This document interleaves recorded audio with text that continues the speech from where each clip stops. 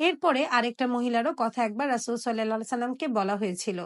এই নির্দিষ্ট মহিলাটি দেখা যেত আমল করত শুধু ফরজ আমল। উনি ফরজ রোজা রাখতেন, ফরজ নামাজ পড়তেন। উনি তেমন কোনোই নফল ইবাদত করতেন না বা দান খয়রাতও করতেন না।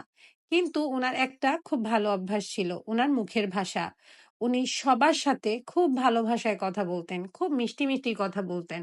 রাসূল সাল্লাল্লাহু আলাইহি সাল্লাম আমাদেরকে একটা হাদিসে কি বলেছেন? যে তোমার মিষ্টি কথা জাদুর মতো। তাই উনার এই জাদুই কিন্তু ওখানে কাজ করে গেছে। রাসূল সাল্লাল্লাহু আলাইহি সাল্লাম বলেছেন যে যেহেতু সে মিষ্টি, মিষ্টি কথা বলে, সুন্দর, সুন্দর কথা বলে, তার কথার দ্বারা কেউ হার্ট হয় না। বরঞ্চ তার আশেপাশের মানুষ তাকে দিয়ে অনেক খুশি। এইজন্য সে যদি শুধু ফরজ আমলটুকুই করে, এটার জন্যই সে বেহেশত চলে যাবে। তার মানে আমরা বুঝতেই পারছি যে শুধু নফল ইবাদত করলাম কিন্তু দুনিয়ার মানুষকে কষ্ট দিয়ে বেড়ালাম। এই নফল ইবাদত কিন্তু আমাদের কোন